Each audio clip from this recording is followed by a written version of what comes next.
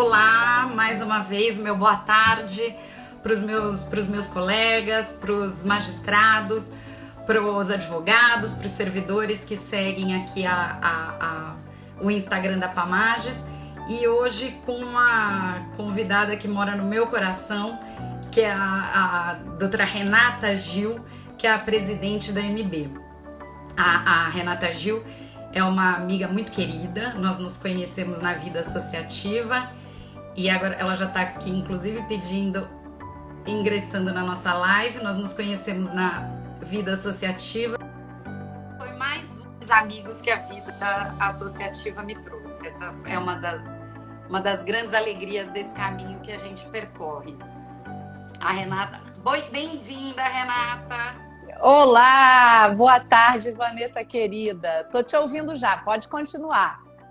Estava dizendo que você é uma das grandes amigas que a vida associativa me trouxe, que entre as várias satisfações que a gente tem por esse caminho de construção de pontes, de construção de diálogo, de construção de políticas para fortalecimento do judiciário, uma das coisas boas que esse caminho traz são os amigos que a gente constrói ao longo do Brasil. E você é uma dessas amizades. É verdade, nós nos aproximamos por conta do presidente Jaime, né? E foi uma grande coincidência astral dessas que aconteceram também lá com as ministras do Supremo e tudo. Nós duas assumimos pela primeira vez, duas mulheres, você a Pamages e eu a MB. Eu em 70 anos de história e a Pamages em quantos anos?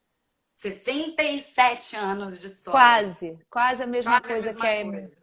E assim, eu fico muito feliz porque, além de tudo, né, não é só questão de ser mulher, né? A competência, você ter carisma, é um cargo eletivo, então você é escolhida para estar lá, para a representação. Então, isso é motivo de muito orgulho. E eu tenho em você, Vanessa, muita inspiração. Eu acho que a gente se parece um pouco porque a gente encara sempre o lado bom da vida, né? A gente está no meio de um maremoto, mas a gente está sempre sorrindo, sempre buscando encontrar a solução. A gente não se desespera nunca. Eu acho que é muito positivo eu poder compartilhar com você o trabalho na MB, porque a Pamages, muitos não sabem, ela faz parte, é uma das 27 entidades que compõem o Conselho de Representantes da MB. Então, as questões são votadas, são deliberadas e a Vanessa está lá representando o estado de São Paulo inteiro nessas deliberações e votações. Então, é um trabalho absolutamente conjunto. E que não teve fim, né, com essa pandemia. Muito pelo contrário, virou todo dia, toda hora, de manhã à tarde, à noite, sábado e domingo. A gente caminhou junto por algumas cidades, algumas grandes cidades do interior de São Paulo. Eu já sabia que seria presidente da Pamages, porque concorria aqui em chapa única, e torcia muito para que a Renata fosse a presidente da MB e para que a gente pudesse trilhar esse caminho junto. E nos planos que nós fazíamos para a gestão, em nenhum momento passou pela nossa cabeça um trabalho remoto em virtude de uma pandemia. Para isso, Não. a gente não estava preparado. Não estávamos. Mas o judiciário se reinventou. A sociedade como um todo se reinventou, as associações se reinventaram e a gente teve que encontrar novas formas de trabalhar. E encontramos isso muito rapidamente. E esse eu acho que é o tema do nosso bate-papo aqui hoje. Eu acho que essa reinvenção do Poder Judiciário, a atuação do Poder Judiciário nesse momento de pandemia. A nossa primeira live aqui eu fiz com o Dr. Geraldo, que é o presidente do Tribunal de Justiça. E ele falava, nunca o tribunal pensou em se preparar para um trabalho 100% remoto. Quanto mais, ainda que se investisse em tecnologia, que se investisse em métodos de trabalho no afastamento, no lar, etc., nunca se pensou numa necessidade de um trabalho 100% remoto. E, de repente, isso foi necessário do dia para a noite, de um dia para o outro, por conta dessa pandemia. Mas acho que assim como o Poder Judiciário em São Paulo, o Poder Judiciário como um todo conseguiu se reinventar. E você, como representante da MB, faz parte do comitê do CNJ que tem estudado políticas para isso. E me parece que é essa a impressão, não é, Renata? O Brasil inteiro conseguiu se reorganizar. Isso foi sensacional, extraordinário. É importante ser dito que a justiça brasileira não parou um só minuto desde a declaração de pandemia pela Organização Mundial de Saúde e as declarações públicas todas de calamidade pública que foram subsequentes. Em nenhum momento nós paramos de funcionar e de entregar à população o que ela precisou do Poder Judiciário.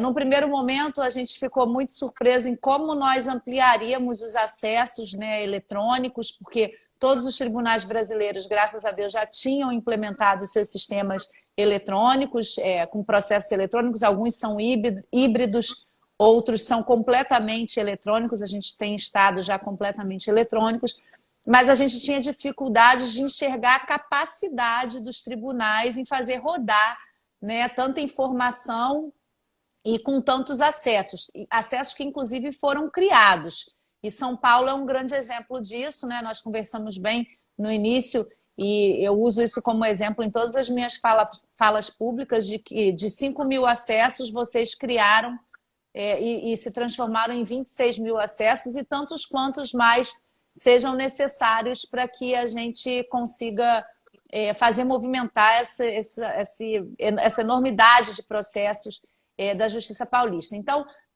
a minha percepção é que o Judiciário brasileiro foi muito bem nesse trabalho de se reinventar em 2 tempos, e eu tenho dito, eu participei de uma conferência na Universidade de Berkeley com juízes do norte da Califórnia, e lá eles sequer conseguiam ainda atender advogados, seja por telefone, seja por videoconferência, apesar de eles terem todos os equipamentos há anos, né?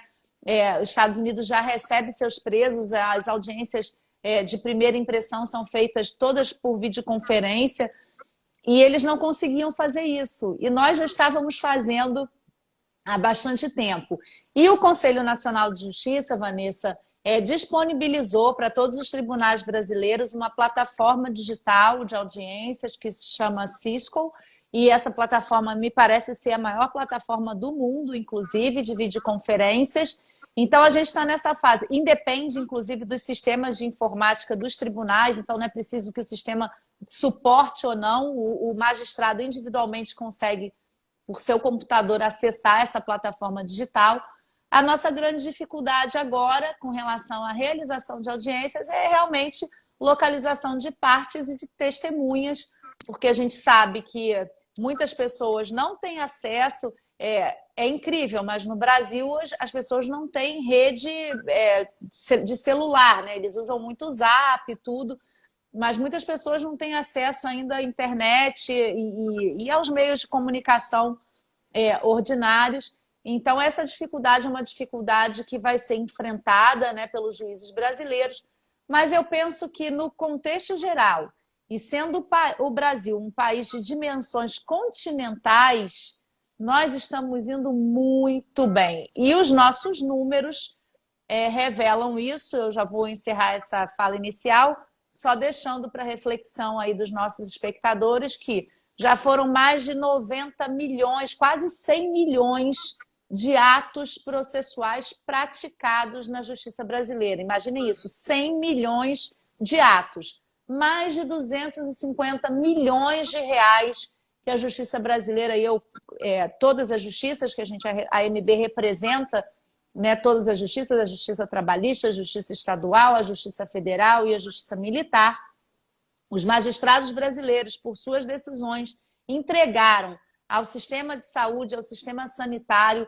para o combate ao Covid, mais de 250 milhões de reais. Então, é um volume muito grande de atividades judiciais, um volume muito grande de recursos financeiros para auxílio ao Covid, o combate ao Covid-19. Exatamente. Eu tenho hoje aqui o último número que saiu do Tribunal de Justiça. Você falava no começo, no início da pandemia, eram 5 mil acessos. Hoje, a gente teve o levantamento do dia 29 de abril, 30.095 acessos simultâneos aqui em São Paulo. é uma enormidade de gente trabalhando, os funcionários se engajaram, os magistrados se engajaram, e a produtividade foi altíssima. São como você mencionou, são milhões de atos praticados, são sentenças. Agora as audiências começaram por essa plataforma do CNJ. Aos poucos, os advogados foram encontrando meios de serem atendidos pelos magistrados. Hoje estão sendo atendidos regularmente também por essa plataforma que o CNJ disponibilizou. Então, não está havendo dificuldade para atendimento. Me parece que a dificuldade agora é a realização das audiências, pelos motivos que você já colocou, mas que vai ser superada como foram os outros obstáculos. As penitenciárias, os presídios estão se organizando, porque isso diminui muito o custo também, né? O custo de escolta, o custo de transporte, o custo de alimentação, o próprio custo físico das idas e vindas para as audiências. Então, me parece que esse sistema todo, a gente vai conseguir transformar isso num legado muito importante para o Poder Judiciário. Mesmo quando terminar a pandemia, eu imagino que isso tenha vindo para ficar, obviamente em menor número, mas tenha vindo para ficar.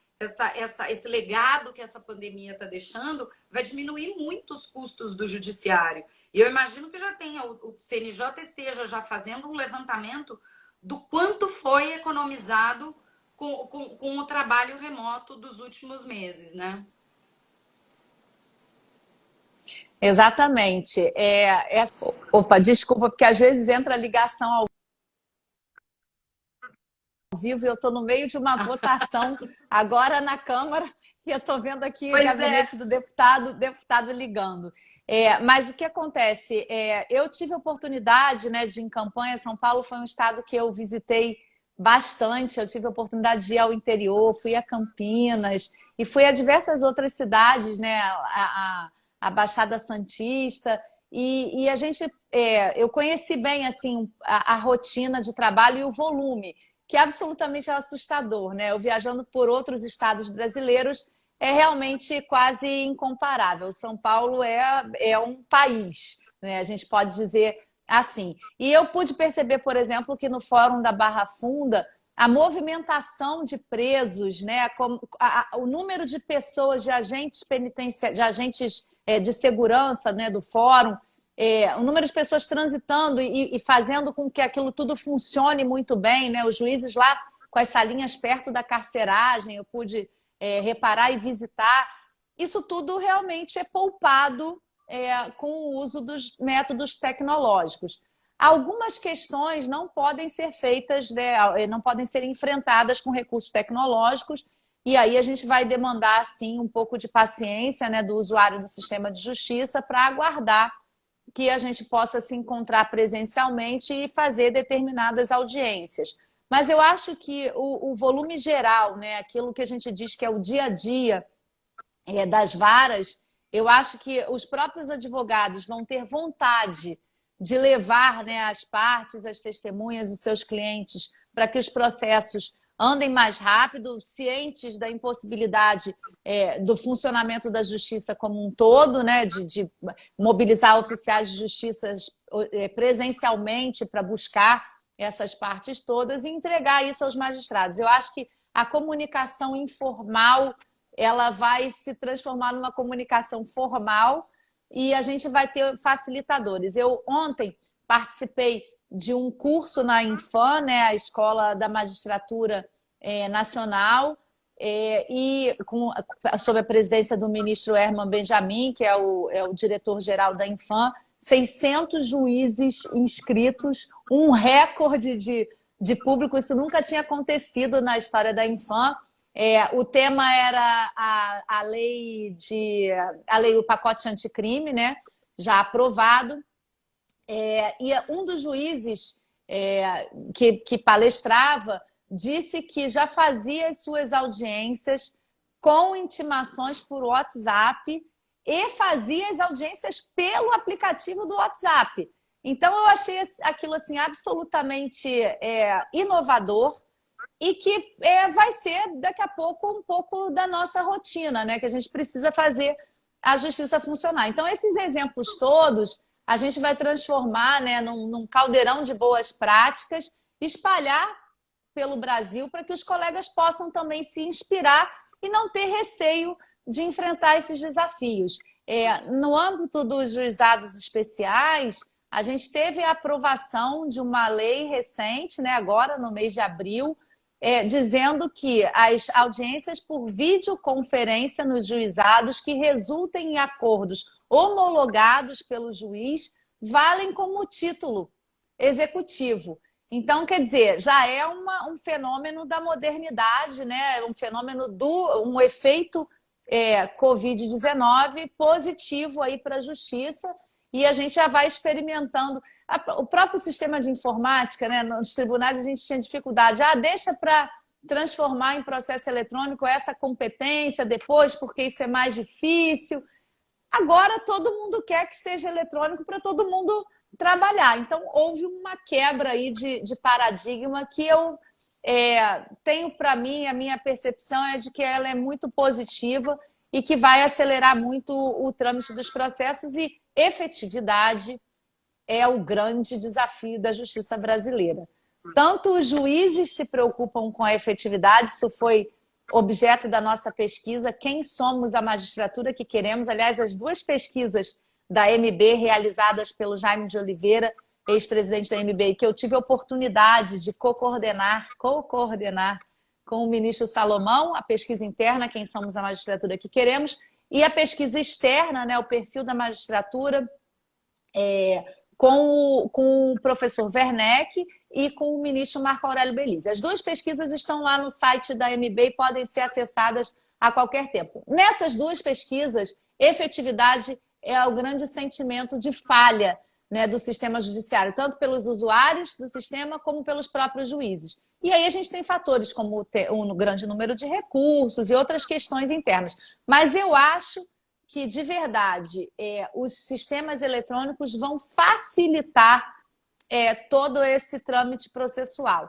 Eu só acho que, Vanessa, a gente facilitou muito o andamento dos processos, mas o acesso à justiça, o acesso das pessoas mais carentes ao Poder Judiciário ainda continua obstaculizado.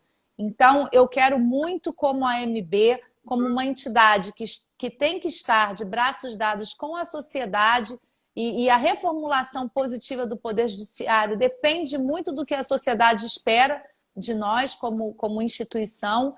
Eu quero muito poder melhorar a qualidade desse acesso, ajudar, né, na melhoria da qualidade desse acesso à justiça, fazer com que as defensorias públicas adotem plataformas digitais de atendimento, que a gente sabe que elas não adotaram ainda, o próprio uso do celular ainda é muito fraco, exatamente pelo que eu disse. Tem gente que não tem condições de pagar uma conta de telefone, né? Imagina se vai ter condições de manter, né, uma linha ativa.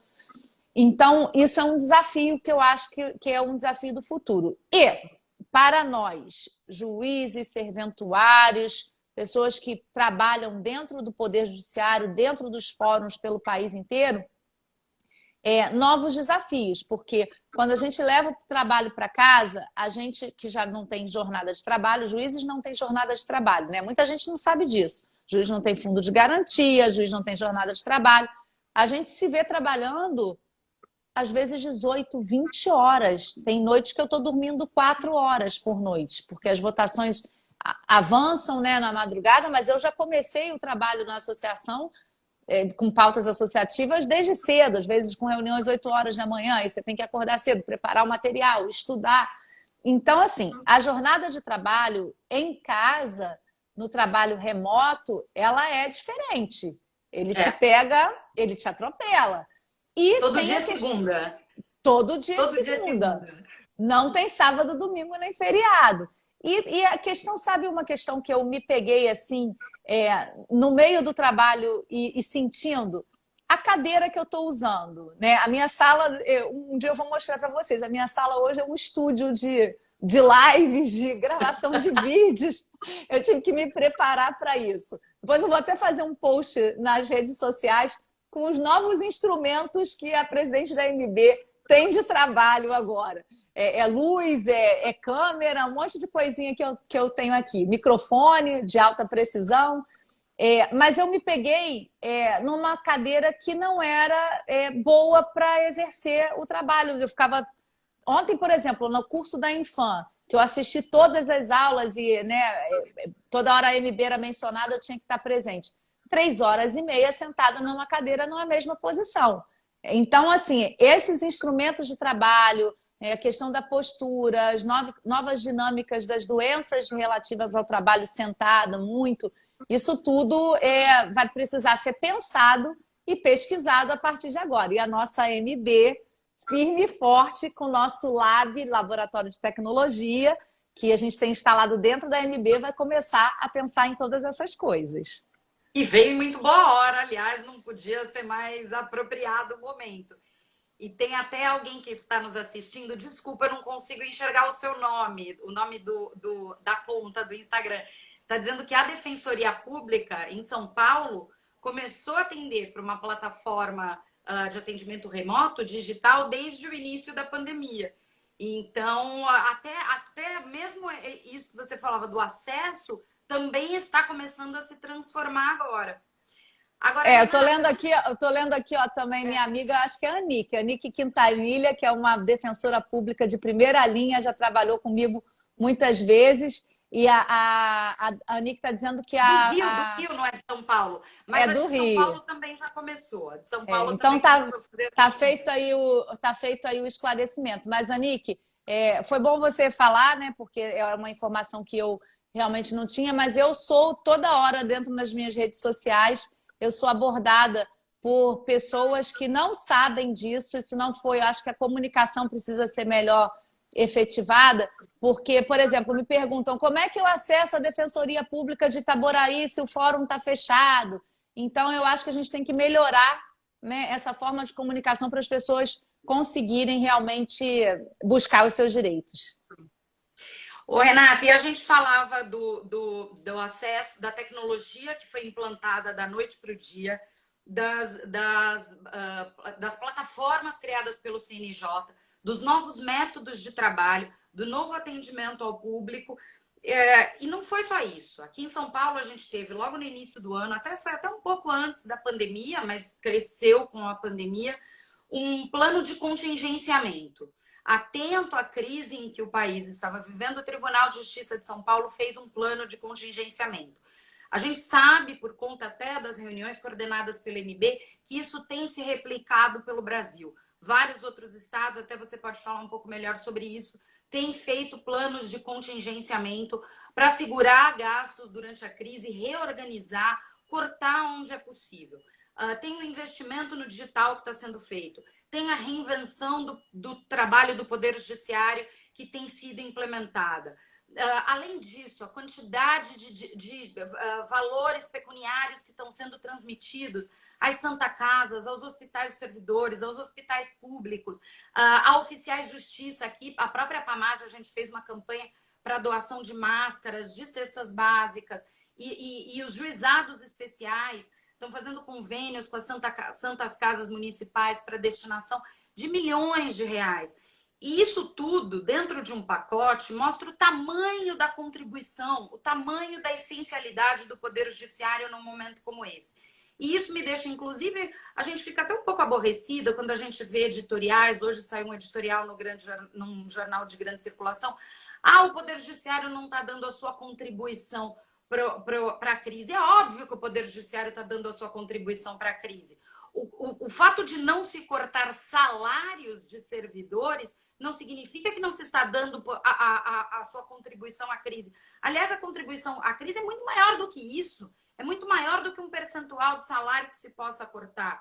O Poder Judiciário já cortou diversos gastos, e carros, e combustíveis, e energia, e auxílios, e pagamentos, e extras, e indenizações. Cortou onde podia ser cortado. Então, eu acho que a contribuição que o Poder Judiciário está dando, não só nessa parte tecnológica, não só na parte de inovação, mas também e principalmente na parte pecuniária, os valores que estão sendo revertidos aos hospitais e ao Poder Executivo para tratar do enfrentamento à crise, é uma enormidade que jamais seria atingida com o corte dos salários dos servidores. Eu imagino que você tem até dados maiores sobre isso. Queria mandar um beijo aqui. Enquanto você falava, eu estou vendo todo mundo aqui entrando na nossa live, comentando. A nossa conselheira fiscal, Maria Isabel Silva, de Brasília, Érica Brandão, nossa diretora e conselheira também da APAMAGES, um monte de gente querida aí acompanhando. Casos de mulheres, eu já vi também, Mulherando, várias entidades do Rio que nos acompanham. Mas, Vanessa, sobre contingenciamento, é importante ser dito duas coisas. Há o contingenciamento formal, aquele direto que foi adotado imediatamente por alguns tribunais do país, como, por exemplo, São Paulo, e há contingenciamento interno, né, que é um contingenciamento que é feito no dia a dia. Contratos que vão sendo revistos, contratos que não são perpetuados, despesas que não são aprovadas. A gente tem, em cada tribunal do país, tem um departamento que aprova ou não determinadas despesas, e isso, às vezes, é até feito diretamente pelo presidente do tribunal, ele que assina lá.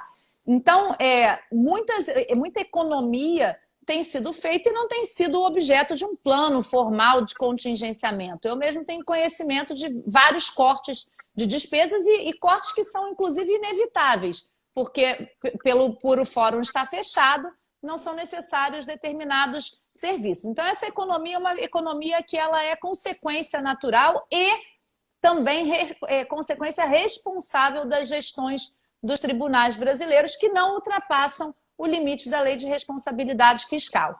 Com relação a quantias financeiras auferidas, elas também são auferidas diretamente, né, e destinadas, como essas que eu falei, mais de 250 milhões de reais ao combate ao Covid, e aí seja por entrega de equipamentos de EPI, por a reabertura de hospitais, ou até mesmo compra de respiradores, que a gente tem visto compras de respiradores com dinheiro destinado pela Justiça. Então, é a Justiça salvando vidas, né, priorizando o ser humano e salvando vidas, mas tem também aqueles valores que indiretamente revertem em prol da sociedade. Quando a Justiça determina que alguma empresa não interrompa seu serviço, que continue funcionando, isso tudo gera, né, lucro, gera emprego e a gente consegue manter a economia não funcionando do jeito que ela deveria, mas funcionando de alguma forma. Então, o valor indireto que a Justiça imprime na sociedade brasileira pelos diversos estados ainda não foi mensurado e com certeza será. E questões importantes, por exemplo, Vanessa, luz e água. Apesar da discussão toda, né, se isso é devido, se as empresas de eletricidade conseguem sobreviver, as companhias de água, com essas determinações de não interrupção por inadimplemento ou por não pagamento, fato é que agora, no momento em que as pessoas não podem se contaminar, você aceitar uma interrupção de serviço essencial, especialmente numa comunidade carente, seria absolutamente desumano. Então, são valores que, às vezes, também não se convertem em pecúnia, em dinheiro, mas que, com certeza, estão sendo revertidos para o combate ao Covid e para a sociedade como um todo, para que vidas sejam preservadas, inclusive com relação à sua subsistência e sobrevivência. Eu queria dizer que o Poder Judiciário é um poder muito responsável com o seu limite da lei de responsabilidade fiscal. Nós não temos casos de ultrapassagem desse limite da lei de responsabilidade fiscal. Nós estamos o tempo inteiro cuidando para que aquele 6% da LRF seja absolutamente protegido e obedecido. E uma coisa importante que muitas pessoas não sabem é que o Poder Judiciário, pela Constituição da República, ele tem uma verba de manutenção que se chama duodécimo constitucional, que significa dizer que aquele dinheiro é da Justiça, ele só passa pelos cofres do Estado. Então, esses cortes, essas questões todas que os governos começam a fazer com o Poder Judiciário são absolutamente indevidas, inconstitucionais, e a gente sempre leva, quando há um ataque desses, a gente leva ao Supremo Tribunal Federal. Por quê? Por que existe duodécimo constitucional? Para que o Poder Judiciário seja independente, que ele não seja massa de manobra na mão dos outros poderes, nem do Executivo, nem do Legislativo, que poderiam simplesmente dizer: eu não tenho dinheiro, eu não vou entregar dinheiro para o Judiciário funcionar. Imagine se o Judiciário não conseguisse funcionar nesse tempo de pandemia, como as pessoas estariam desassistidas e a sociedade brasileira estaria desassistida. Exatamente. E você falou da questão dos cortes de luz e de água, que o Poder Judiciário tem mostrado a sua essencialidade nesses fatos, e as questões de plano de saúde também, né? As questões que estão sendo proferidas, garantindo manutenção de plano de saúde, garantindo uma eventualidade de uma reorganização de pagamentos, empréstimos bancários, revisão de contratos, companhias aéreas, viagens contratadas. Tudo isso está passando pelo Poder Judiciário e tudo isso, como você falou, é muito difícil de mensurar. Não sei se a gente tem números para isso, mas o Judiciário não se omitiu em nenhum momento. O Judiciário dá sua contribuição, tanto aquela que pode ser mensurada, como aquela que não pode, que é na essencialidade do serviço que presta. Renata, essas lives a gente encontrou uma forma de estar próximo dos nossos associados, dos magistrados, dos advogados, dos servidores, porque eu imagino que, assim como a Pamages, a MB deve estar com as portas fechadas e os colaboradores estão todos dentro de casa. A gente começou depois de você começou antes, um pouco antes com as suas lives, e a gente conversou aqui na semana passada, coincidentemente, num dia eu conversei com o presidente do TRE e no dia seguinte você conversou com o ministro Barroso do TSE sobre as eleições. E me parece que as conclusões foram as mesmas. A eleição, todo mundo deseja que elas se realizem, tanto o executivo como o legislativo, como o judiciário, todo mundo deseja que elas se realizem, mas sempre garantindo a segurança da população. Na conversa que você teve com o ministro Barroso, para a gente passar aqui para os associados da Pamages que não acompanharam, ou para as pessoas que nos assistem daqui que não acompanharam, qual é a expectativa em relação a esse ano? O ministro Barroso foi muito pragmático, foi uma conversa tão deliciosa. Eu, se fosse vocês, depois acessava lá no YouTube da MB. Todas as lives estão guardadas, gravadas lá. A gente teve uma live com o ex-ministro Sérgio Moro, a gente teve uma live com o ministro do TST, excelente também, didática. E a própria live com o ministro Barroso, com a Simone Tebet, eu me lembrei agora, presidente da CCJ, uma outra mulher incrível que falou muito francamente da visão dela sobre o sistema político brasileiro e os desafios que a gente precisa enfrentar no Senado brasileiro. Mas o ministro Barroso foi muito categórico ao afirmar que eleições dependerão das autoridades sanitárias. Não depende nem de judiciário e nem de parlamento, porque para um adiamento a gente depende sim de uma alteração constitucional, né? A gente sabe que a eleição é um valor democrático precioso e ela está lá na Constituição toda cheia de regras, de datas. Então, ele imagina, como o processo eleitoral ele tem prazos anteriores a outubro, às vezes as pessoas pensam assim, mas em outubro já deu tempo da gente se organizar para fazer eleição. Mas não é, tem prazo de convenção partidária, tem prazo de registro. Então, tudo isso foi pensado num sistema presencial, precisa ser adaptado para um sistema remoto, não presencial. Alguns partidos políticos já indicam que conseguem fazer suas convenções partidárias de forma virtual, através de conferências.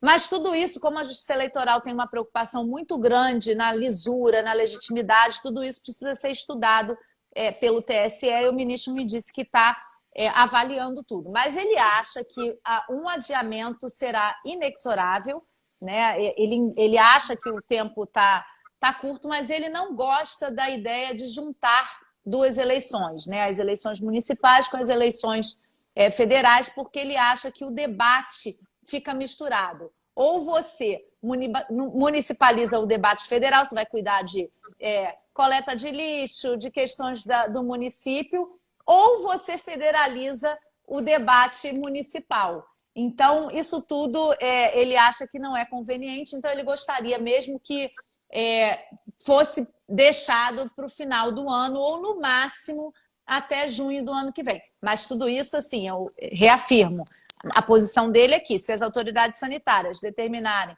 o relaxamento do isolamento, é possível que ainda dê tempo de ser feito. E ele trouxe, assim, vários outros itens na conversa eleitoral muito interessantes. Ele fala sobre o sistema distrital misto e ele explica de forma muito didática como é esse sistema. Eu até fiquei meio encantada com ele, pelo jeito que o ministro explica, a gente tem uma outra visão, né? Não é a visão da leitura nos livros, de que é um sistema que privilegia a vontade do eleitor. O que eu percebi do ministro Barroso, que é, assim, para mim, um grande constitucionalista, uma pessoa de cultura, não só jurídica, de cultura da vida, né? Muito vasta, muito ampla, é que ele quer sempre preservar a vontade do eleitor brasileiro. Então, ele está buscando pelos sistemas, ele entregou alguns documentos para o Parlamento brasileiro, alguns projetos de lei que visam extrair sempre, preservar sempre a vontade do eleitor para que a escolha seja uma escolha bastante livre e bastante legítima dentro do sistema democrático brasileiro. Então, foi uma live assim que eu reputo uma das melhores lives que eu fiz, e ele foi muito generoso. E uma curiosidade bacana para vocês que estão nos assistindo, tanto ele como a ministra Carmen Lúcia, a gente também fez uma live sobre combate à violência contra mulheres, né? Que os números são assustadores nesse momento de pandemia, um aumento de 30% em outros países do mundo e aqui no Brasil caminhando para esse patamar. Mas a da ministra Carmen houve uma falha, a gente acabou não concluindo a live. Mas tanto o ministro Barroso como a ministra Carmen fizeram seus Instagrams para fazer a live da MB. A ministra Carmen, inclusive, eu tirei um print, o Instagram dela foi concluído, a live era às 17 horas, às 16h40, 16h39, foi concluída a inscrição dela lá no Instagram. E o ministro Barroso também se preparou, né, e foi lá assessorado e tirou de letra, né, e foi a primeira vez que ele usou esse canal de comunicação. Então, vocês vejam como a MB ainda está propulsionando modernidades no Supremo Tribunal Federal. Duas curiosidades Não aí. Ó, eu tô vendo aqui também, a gente tem a presença hoje aqui do Bruno Miano, que é meu diretor jurídico aqui na Pamages, que também não tinha Instagram, reativou para acompanhar as Tá vendo? lives. E é uma nova forma de comunicação, né, Renata? Como tudo que a gente tem feito agora nesse período. Quis o destino que as nossas gestões, minha primeira gestão de uma mulher à frente da Pamages, primeira gestão de uma mulher à frente da MB, fosse permeada por uma situação jamais vivida por quem quer que fosse. E acho que nosso papel é esse, arregaçar as mangas e tocar isso em frente, como a gente vem fazendo e encontrando essas novas formas de comunicação. E como eu imaginei, eu tinha uma lista aqui de coisas para conversar com você, mas como eu imaginei, a nossa conversa ia render muito e não ia chegar até o final. E como você falou, agora está tendo uma votação lá na Câmara do projeto de ajuda aos estados, e a gente tem participado muito desse diálogo. A Renata, quero dar meu testemunho, a Renata tem coordenado a atuação dos presidentes de associação estadual de forma muito eficaz para que a gente possa permear esse processo, como a gente sempre fez. A atuação da magistratura, que às vezes é desqualificada pela imprensa, tentam dar uma... Não pela imprensa em geral, mas tentam dizer como se isso não fosse legítimo, e é muito legítimo. A participação dos magistrados, eu tento despertar sempre isso nos meus associados, a participação dos magistrados no processo legislativo é importantíssima, porque são as leis que nós vamos aplicar no dia a dia. Então, é muito importante que a gente mantenha esse diálogo com os parlamentares, um diálogo constante, como você tem feito pela MB e tem coordenado a atuação nos estados, e isso tem acontecido ininterruptamente. Hoje a gente está falando aqui nessa live, mas a gente já se falou ao longo do dia algumas vezes por conta desse projeto em andamento. E a conversa com os deputados também tem sido feita dessa forma. Eu estou vendo que o deputado Alex de Madureira está acompanhando a gente aqui, já mandou uma mensagem, ele é sempre presente nas nossas redes sociais, e todo mundo está encontrando essa nova forma de comunicação, como a gente tem feito com os parlamentares, tanto aqui do Estado, nos projetos que tramitam na Assembleia, como no Congresso, com a sua coordenação, que tem sido ímpar. E a outra forma de comunicar, que é para encerrar, porque eu sei que a gente precisa seguir, que nunca tinha sido feita, foi a peça da MB que foi veiculada no Jornal Nacional. na semana passada, que foi muito bacana de ver. Foi a primeira vez, não foi, que a gente conversa nessa amplitude com um público desse tamanho, porque nós somos acusados, eventualmente, de não nos comunicarmos com a população, mas essa comunicação não é simples, é uma comunicação, ela é muito difícil, a comunicação do trabalho do magistrado é muito difícil. E pela primeira vez, o trabalho do magistrado foi apresentado numa rede nacional, não foi? Foi muito bacana e assim, eu também procurei dividir essa apresentação do trabalho com outras emissoras, né? Eu tenho falado CNN, a gente apresentou a peça publicitária na Globo, eu fiz uma entrevista muito grande para um programa grande na Rede Record, que também os presidentes são muito amigos e queridos. Então, assim, a gente tem procurado levar a posição do judiciário e esclarecer a sociedade. São muitos temas que a sociedade não compreende muito bem, né? Essas trocas de ministro, está certo, está errado, né? Foi para o Supremo. Então, eu tenho procurado, toda vez que a MB é convidada, não são todos os convites que eu aceito, porque às vezes a gente foge um pouco do perfil, entra num perfil político e nós não somos, né, comentaristas políticos, nós somos, nosso comentário é um comentário técnico, jurídico, mas eu tenho procurado estar sempre esclarecendo para a população todos os questionamentos. E, Vanessa, uma coisa importante também da MB, se você olhar desde o início da minha gestão, eu tenho falado em todos os jornais. Essa semana mesmo, a gente publicou um artigo importante sobre a economia, né, a Covid, a economia e o papel do judiciário. Então, eu tenho sempre trazido uma informação diferente sobre o funcionamento da justiça, sobre os números da justiça, sempre trazido essas informações em todos os veículos de comunicação. E agora, muito também pelas redes sociais, eu vou pedir para quem nos assiste nos seguir, né, @magistrados brasileiros e @RenataGil AMB. Eu tenho me comunicado muito com a sociedade, eu apresento algumas respostas quando dá, porque essa vida corrida, também pelas redes sociais. Eu acho, e eu disse isso desde que eu assumi a AMB, que o Poder Judiciário ele só vai ser bem compreendido pela sociedade quando ele for bem conhecido. E eu tenho tentado fazer com que o Poder Judiciário seja bem conhecido. E tenho ajudado, a MB ela intermedia muitas relações. Eu sempre levo os problemas que a base sofre, eu estou em inúmeros grupos de Zap. Às vezes eu não respondo, eu fico só observando quando consigo observar tudo, mas para saber o que está preocupando o juiz, o que naquele caso concreto, o que trabalha com civil, o que trabalha com fazenda, o juiz ameaçado, o que ele precisa para eu levar para as autoridades, porque essas, graças a Deus, também nós temos acesso amplo hoje no Supremo, no Conselho Nacional de Justiça. Eu pego o telefone e falo com todos eles de forma institucional e republicana e levo essas questões. Então, a gente tem conseguido uma resposta do Conselho Nacional de Justiça, que hoje é presidido pelo ministro Dias Toffoli, uma resposta muito imediata, né? Eu trato de todos os assuntos. Ontem eu estava 11 horas da noite conversando com o secretário-geral do Conselho Nacional de Justiça, desembargadora da MEC, que está tratando das questões do judiciário. Então, assim, isso tem sido muito facilitado pela boa relação que nós temos. E aí a comunicação flui e a gente consegue se apresentar a face verdadeira da justiça, que é aquela que é o socorro, que é a mão, que é o braço, que é o ombro amigo para toda a sociedade, especialmente para as pessoas que mais precisam.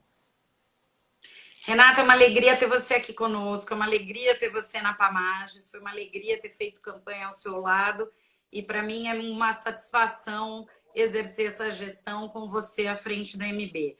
Quero te parabenizar pela sua competência, tanto na atuação institucional como na comunicação. A comunicação da MB, de fato, está excelente.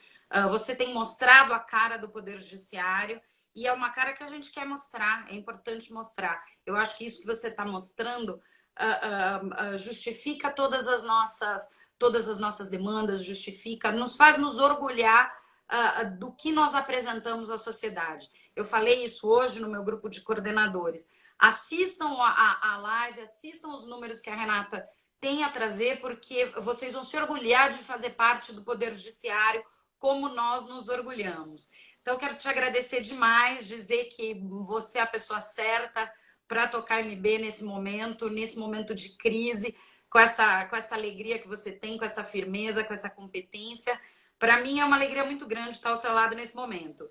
E dizer que você é sempre nossa convidada aqui. O São Paulo ia ter o prazer de te receber no final de semana. Nós teríamos a nossa primeira reunião regional aqui do Sudeste. Seria no fim de semana em que haveria a minha posse.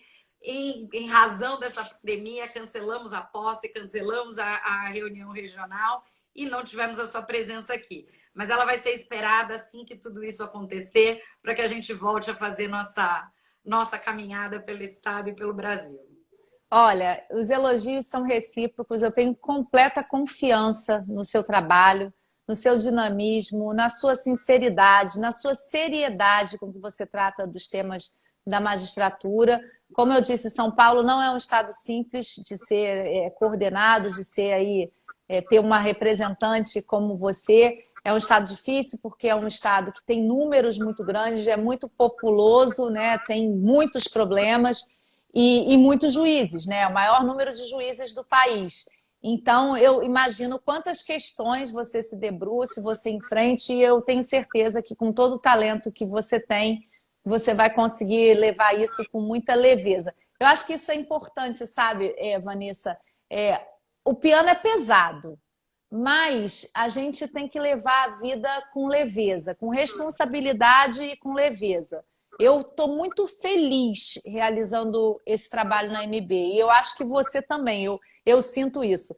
E um outro fato curioso é que eu me lembro como se fosse hoje, eu sentada, estava eu, a Isabel e a Juliane, eu ia para São Paulo no dia seguinte de manhã para a sua posse. E foi quando eu te liguei, eu acho que por volta de 10, 11 horas da noite, e falei, Vanessa, é muito perigoso uma posse nesse contexto da pandemia. Eu estou ouvindo coisas aqui em Brasília que me assustaram um pouco e eu nem sou pessimista, nem me assusto. Aí você falou, Renata, eu vou reavaliar isso.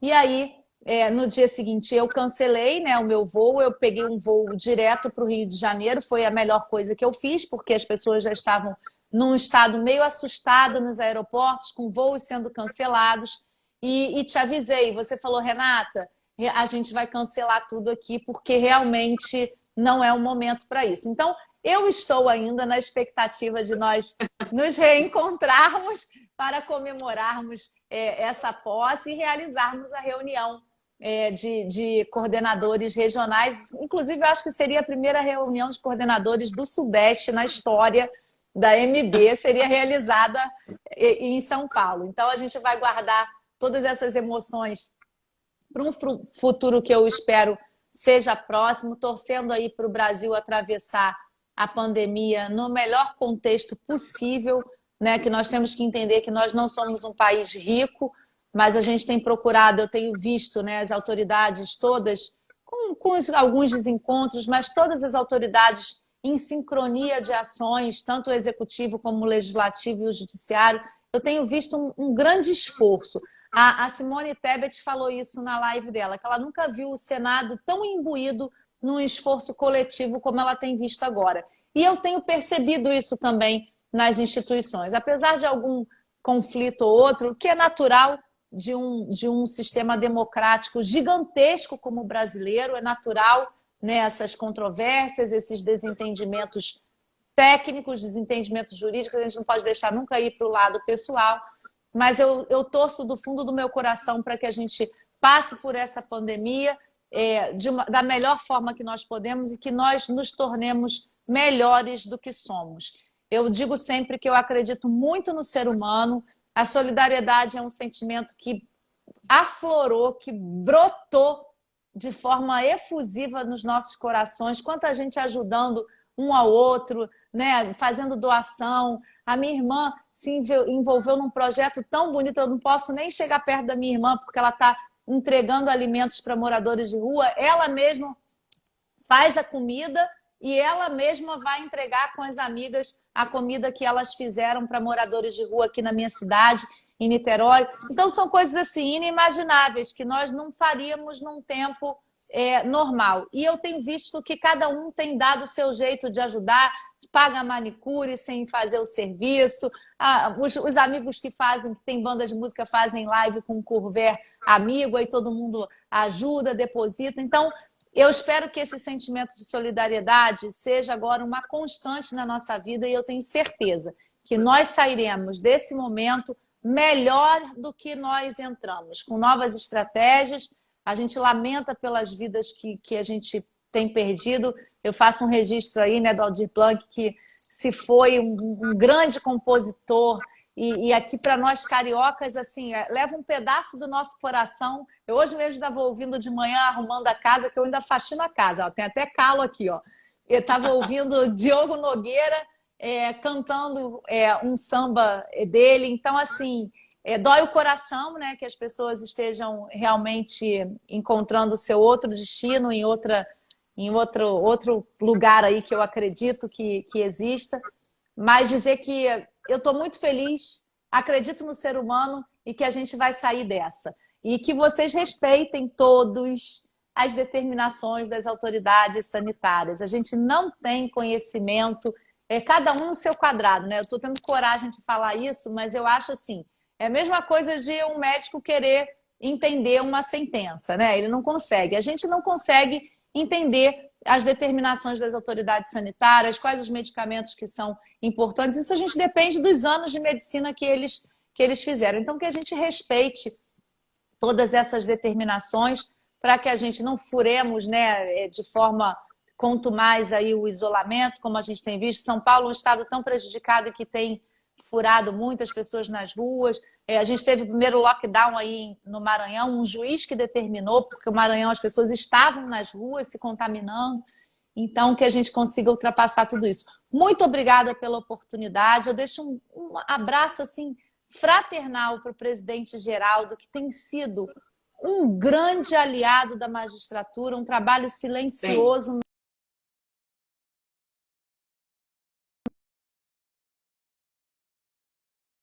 Também o presidente do TRE, daí, que é um amigo querido, os vices, que sempre me mandam mensagem, inbox, e todos os juízes que eu conheci, que se tornaram meus amigos e que eu guardo aqui no coração. A magistratura paulista está no meu coração, tá? Um beijo grande. Obrigada, Renata, obrigada. Tem sido a live com o Dr. Geraldo e com o Dr. Valdir, que você acabou de mencionar, estão no site da Pamajas, como vai ficar a sua, para quem quiser consultar para frente.